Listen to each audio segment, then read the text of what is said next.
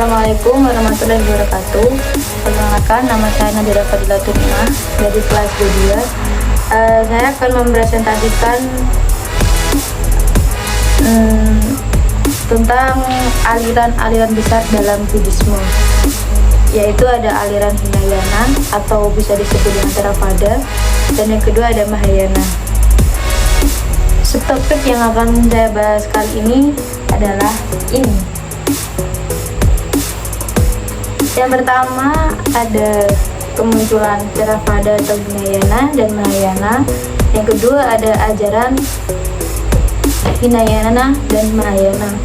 Yang ketiga perbedaan dan persamaan. Keempat tiga jenis kebudayaan, dan yang terakhir adalah sabda ketuhanan Buddhisme Mahayana. Yang pertama adalah kemunculan Theravada, Hinayana, dan Mahayana.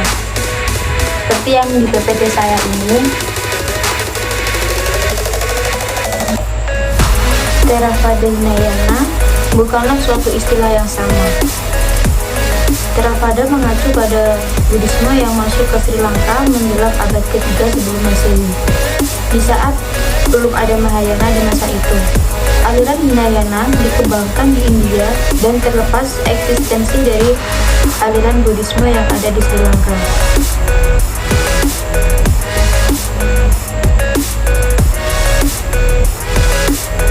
Saat sekarang tidak ada lagi aliran Hinayana di belahan dunia manapun. Oleh karena itu, pada tahun 1950, World Fellowship of Buddhists yang dibentuk di Colombo secara mutlak memutuskan bahwa istilah Hinayana harus dikeluarkan apabila mengacu pada Buddhisme yang sekarang di Sri Lanka, Thailand, Myanmar, Kamboja, Laos, dan lainnya. Inilah sejarah singkat mengenai Theravada, Hinayana, dan Mahayana.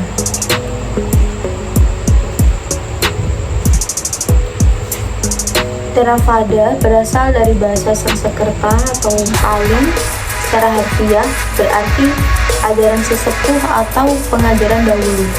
Merupakan mazhab tertua agama Buddha yang masih bertahan sampai saat ini. Theravada ini ditemukan di India, yang merupakan ajaran yang konservatif dan secara menyeluruh merupakan ajaran terdekat dengan agama Buddha pada awalnya, dan selama berabad-abad menjadi kepercayaan yang berkuasa di Sri Lanka. Sekitar 70% dari penduduk dan sebagian besar dari benua Asia Tenggara, Kamboja, Laos, Myanmar, dan Thailand. Yang kedua ada Mahayana. Mahayana ini berasal dari bahasa Sanskerta juga, yang memiliki arti secara harfiah adalah kendaraan besar. Pada abad kedua Masehi, Mahayana barulah didefinisikan secara jelas. Nagarjuna mengembangkan filosofi kekosongan Mahayana dan membuktikan bahwa segala sesuatu adalah kosong dalam buku kecil Madhyamika Karika. Kira-kira pada abad keempat, Asanga dan Vasubandhu banyak menulis buku-buku Mahayana.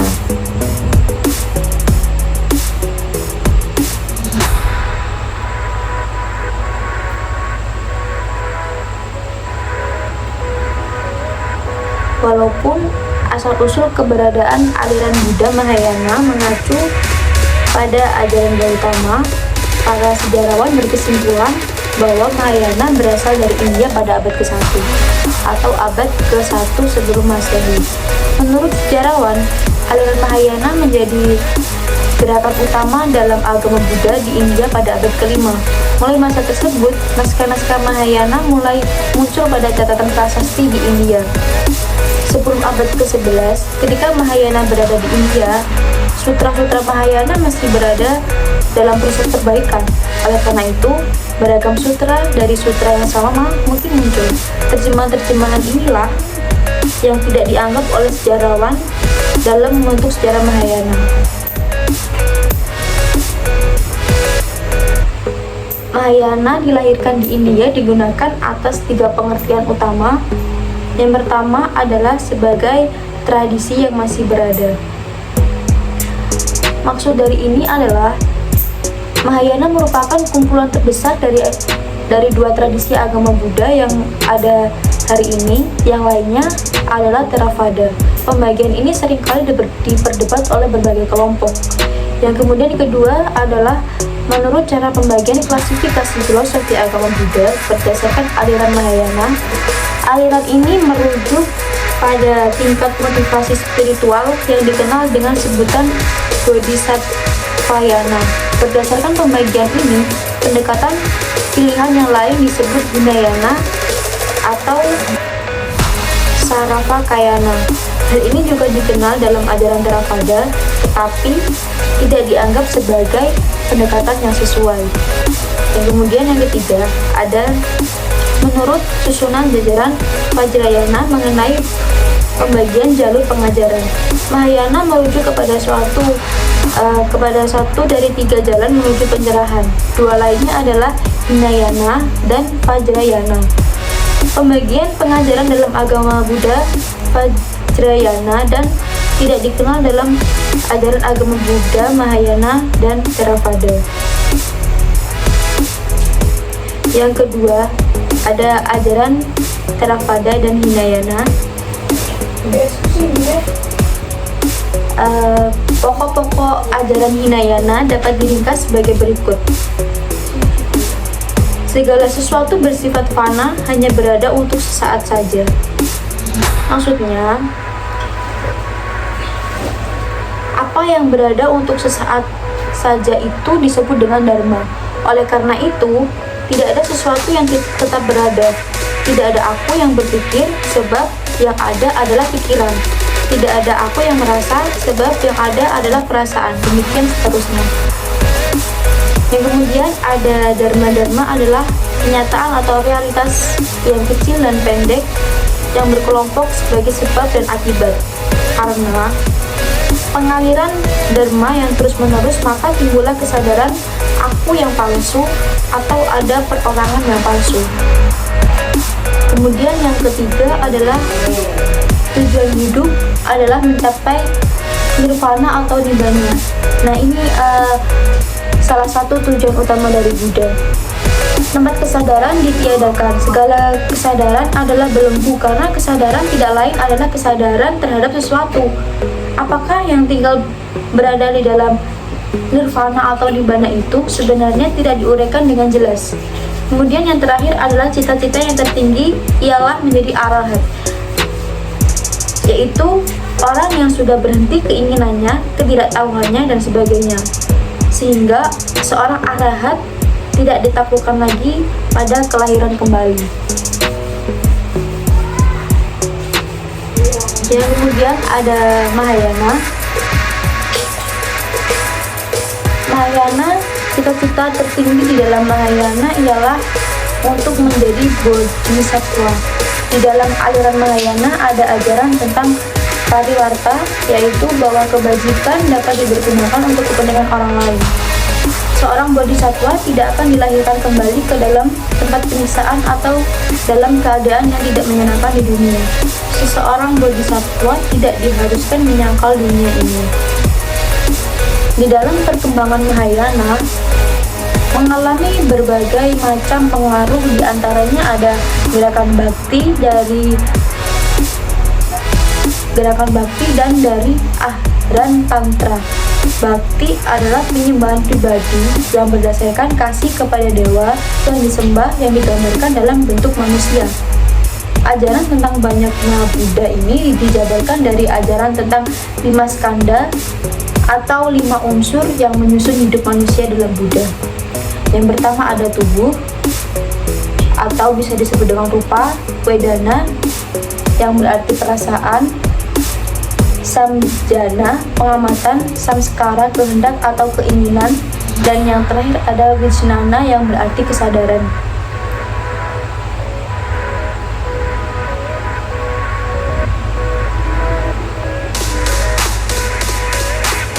Yang kemudian ada perbedaan dan persamaan Theravada dan Mahayana.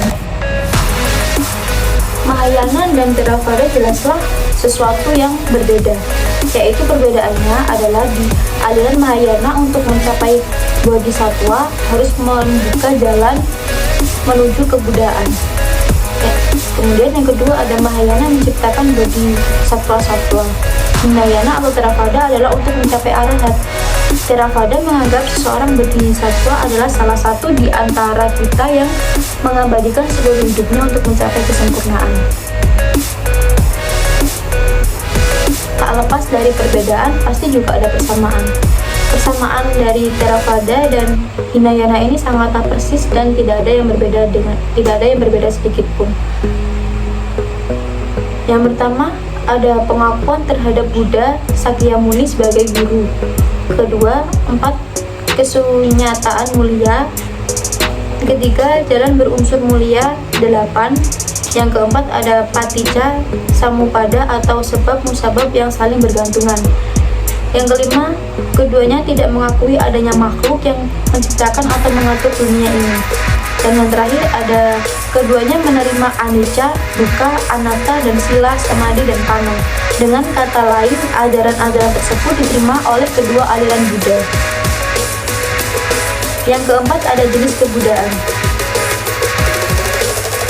Di PPT ini mungkin nanti akan saya cantumkan di video. Terdapat 3 jenis kebudayaan, yaitu Sama Sambuddha yang mencapai penerangan sempurna dengan usahanya sendiri, Pacceka Buddha pada tingkah lebih rendah daripada Sama Sambuddha, dan Savaka Buddha yang adalah arahat. Pencapaian nibbana di antara ketiganya adalah sama, hanya ada perbedaan untuk Sama Sambuddha yang mempunyai tingkatan dan kemampuan lebih dibanding keduanya.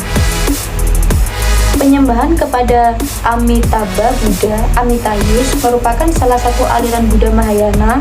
Surga Barat merupakan tempat tujuan utama Buddha aliran Sukavanti selepas mereka meninggal dunia, dengan berkat kebaktian mereka terhadap Buddha Amitabha, di mana mereka tidak perlu lagi mengalami proses reinkarnasi dan dari sana menolong semua makhluk hidup yang masih menderita di bumi. Yang terakhir ada sabda ketuhanan Buddhisme Mahayana.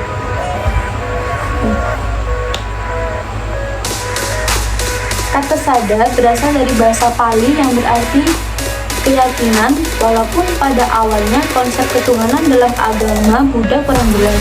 Namun pada perkembangan konsep keyakinan terhadap ketuhanan makin tampak. Kejelasan konsep sada dalam agama Buddha banyak diajarkan aliran Mahayana. Dalam aliran ini mengajarkan bahwa Tuhan yang Maha Mutlak, yang paling awal tidak berawal, tidak didapatkan, berada dengan sendirinya, yang Maha Esa, berdiam di nirvana atau nibbana yang tadi. Sifat-sifat ketuhanan yang Maha Mutlak meliputi metta, persahabatan yang menyeluruh, mudita, rasa bahagia dan bergembira melihat manusia berbahagia, upeka, keadaan batin yang seimbang dengan tenang, dan karuna, belas kasih universal. Untuk mengembangkan sifat-sifat ketuhanan dan menanamkan ke dalam batin, terdapat beberapa cara yang harus dilakukan setiap umat Buddhis. Pengembangan sifat Tuhan, yaitu yang pertama ada cinta kasih.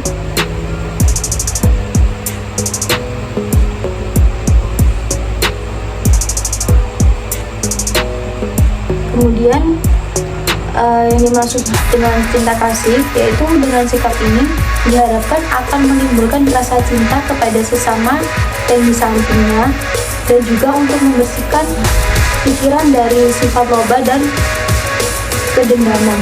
Kedua, ada bhavana yang mengaruh kepada upacara peningkatan batin,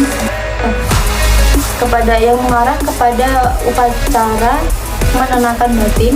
Bila sifat-sifat ketuhanan sudah dikembangkan dalam diri melalui perilaku baik, seseorang akan mendapatkan pikiran bersih. Ia akan mampu berada pada suatu tempat kebahagiaan. Dalam keadaan ini, metta, mudita, karuna, dan upeka menguasai setiap gerak hidup dan kehidupan para penganut Buddha. Kebendaan atas sesama, loba, iri hati, dan kegelisahan batin musnah dan tidak mampu mempengaruhi diri manusia lagi. Dengan terwujudnya Brahma Vihara pada diri manusia, maka hakiki sada adi Buddha terwujud dalam diri melalui pengamalan. Pada saat itulah seorang Buddhis menyatu dengan sifat-sifat kebudayaan Adi Buddha. Mungkin yang bisa saya sampaikan hanya itu. Kalau ada yang kurang, mohon maaf, karena saya juga masih belajar. Kalau saya sudah bisa, berarti saya sudah menjadi dosen. Terima kasih atas video saya. Terima kasih sudah menonton. Dadah, thank you.